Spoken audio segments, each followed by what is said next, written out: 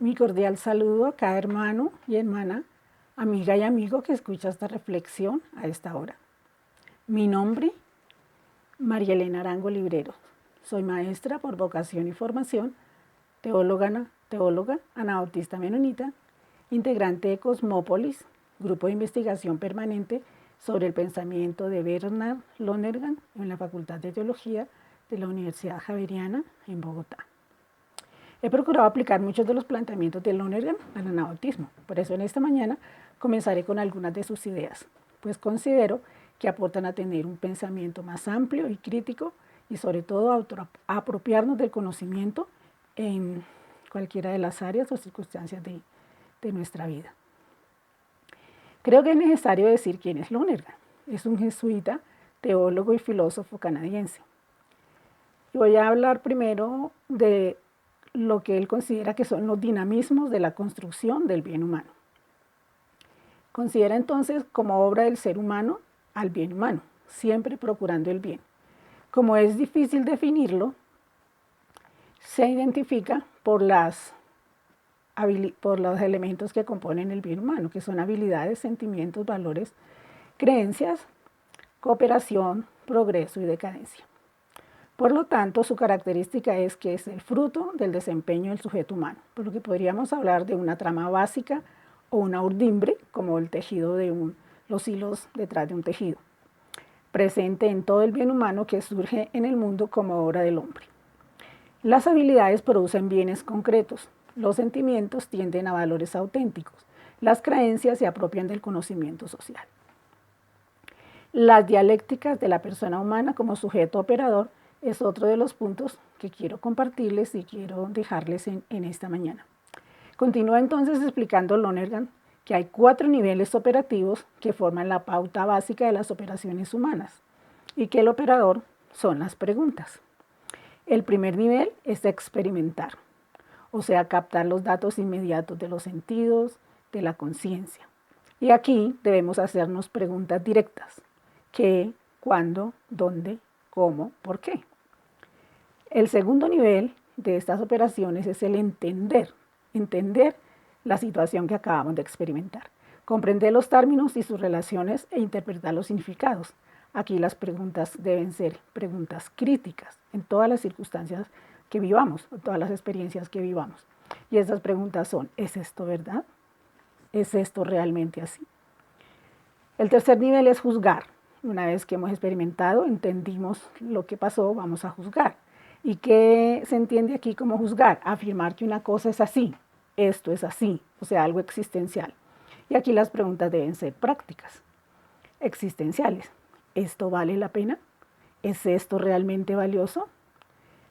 Y finalmente podemos llegar al nivel de decidir, de tomar las decisiones que tomamos. Reconocer valores, deliberar y optar por actuar responsablemente. Lonergan habla de la diferenciación de la conciencia, que es esa presencia intencional por la cual tenemos conciencia, o sea, nos damos cuenta de nuestras operaciones humanas y de los objetos de esas operaciones y de nosotros mismos como los sujetos que estamos realizando esas operaciones. Bien, esto vamos a mirarlo, voy a aplicarlo con un ejemplo. Por ejemplo, me quemo una mano. Entonces, ¿qué es lo primero? Bueno, experimentar. Estoy experimentando el dolor, los sentidos me están diciendo que acabo de pasar por esa situación. ¿Y qué preguntas debo hacerme? ¿Qué? ¿Qué pasó? ¿Que me quemé? ¿Cuándo? En la mañana, en la noche. ¿Y dónde? Bueno, en la cocina. Eso sería. Ahora entender la situación. Es comprender lo que acaba de pasar. Y entonces aquí las preguntas son críticas. ¿Es esto verdad? ¿Esto es realmente así? ¿Realmente me quemé? Sí, estoy quemada. Y juzgar. O sea, las preguntas van a ser prácticas. ¿Esto vale la pena? ¿Vale la pena buscar un analgésico? ¿Esto es realmente grave? ¿Deberé ir a la clínica? Y finalmente entonces decidir si me echo el analgésico o si voy a la clínica. Bien, ustedes han estado reflexionando sobre identidad cristiana. Todo lo anterior tiene que ver con cada uno de nosotros, ¿no? Que somos los que finalmente vamos a formar las comunidades o nos vamos a denominar cristianos y cristianas. El título que le di a mi tema de reflexión esta mañana es Soy yo, no otra persona. ¿Cuál es la definición por el diccionario de identidad? Dice que es una circunstancia de ser una persona o una cosa concreta y no otra. Está determinada por un conjunto de rasgos o característicos que la diferencian de las otras. Podemos entonces decir que la identidad también tiene que ver con las cualidades y los defectos que manejamos. O sea, es lo que dice quiénes somos. Una vez que tengo definido quién soy yo y me he identificado con Jesús, podemos entonces hablar de identidad cristiana. Y vamos a mirar dos pasajes, si los pueden leer. Yo leeré algunos versículos. El primero es Marcos 1, del 15. Vamos a leer, el versículo 14. Dice, después de que Juan había sido encarcelado, Jesús vino a Galilea predicando, proclamando el Evangelio, las buenas nuevas de Dios. Vamos a mirar. La actitud de Jesús en este pasaje nos modela cómo debe ser la identidad cristiana.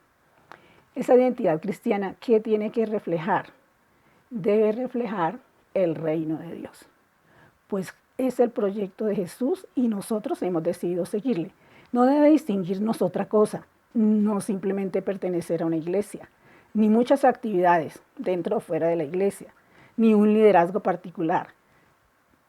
La identidad cristiana debe evidenciarse en vivir y comunicar las enseñanzas de Jesús. Jesús comenzó su ministerio con un mensaje de arrepentimiento y fe.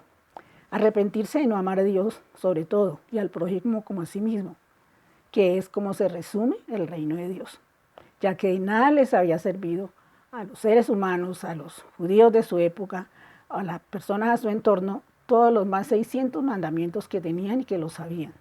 Proclamar el Evangelio, que son las buenas nuevas de Dios, proclamar un Evangelio de alegría, de paz y de esperanza. Otra característica del reino es ver y leer la realidad para actuar como lo hizo Jesús. En su momento había muerto o había sido encarcelado Juan el Bautista y después muerto. Hoy muchos muertos tenemos, tanto cercanos como lejanos, por esta pandemia inédita. Y nuestra identidad cristiana tiene que llevarnos a encontrar maneras de actuar para evidenciar el reino de Dios en medio de esta situación. El otro pasaje que vamos a mirar es el pasaje de Juan 1, del 43 al 49, cuando Jesús llama a Felipe y pues luego a Natanael. Dice este pasaje que Felipe era de Betsaida, de la ciudad de Andrés y de Pedro. Felipe encontró a Natanael y le dijo, hemos hallado a aquel de quien escribió Moisés en la ley y también los profetas, a Jesús de Nazaret, el hijo de José. Y Natanael le dijo, ¿puede algo bueno salir de Nazaret? Ven y ve, le dijo Felipe. Jesús vio venir a Natanael y dijo de él, ahí viene un verdadero israelita en quien no hay engaño. Natanael le preguntó, ¿de dónde me conoces? Jesús le respondió, antes de que Felipe te llamara, cuando estabas debajo de la higuera, te vi. Rabí, tú eres el Hijo de Dios, tú eres el Rey de Israel, respondió Natanael. Con este pasaje vamos a enfatizar nuestro tema, nuestra reflexión sobre la identidad. Felipe lleva a Natanael a Jesús, igual que hizo Andrés con Simón, testificándole que Jesús era el Mesías. Felipe tenía clara la identidad de Jesús. Una sola palabra, sígueme, le bastó para seguirle. Fue suficiente para llevar a Natanael a Jesús. Posiblemente Andrés y Simón le habían hablado de Jesús, pues los tres eran de la ciudad de Betsaida, ciudad no muy lejos de Capernaum, donde Jesús había hecho muchos milagros, pero la ciudad lo había rechazado.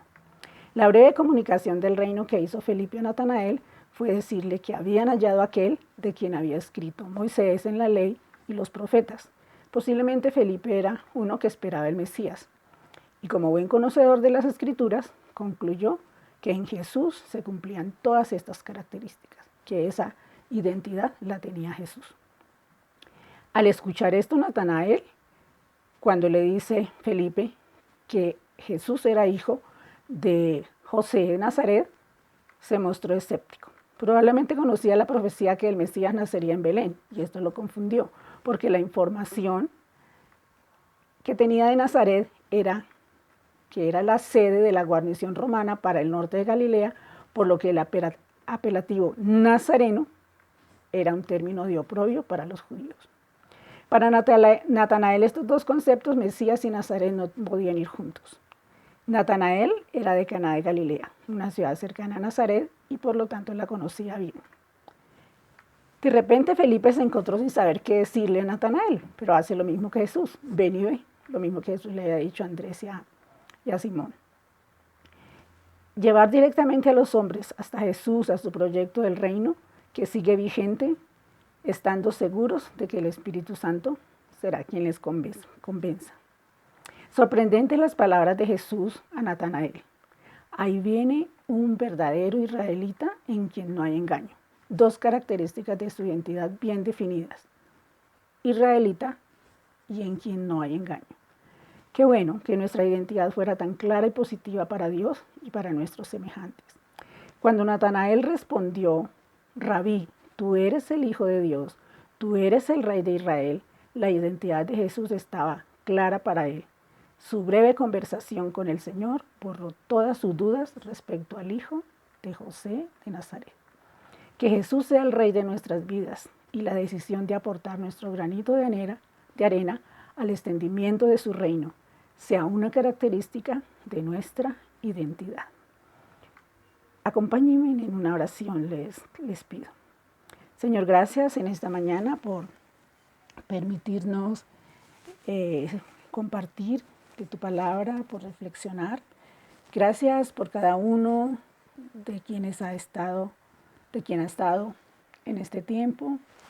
Que tu palabra sea enseñándoles, desafiándoles y ayúdanos a tener esas características en nuestras vidas que nos den una identidad como seguidores y seguidoras tuyas y como constructores de tu reino en medio del lugar donde tú nos has colocado. Amén. Muchas gracias.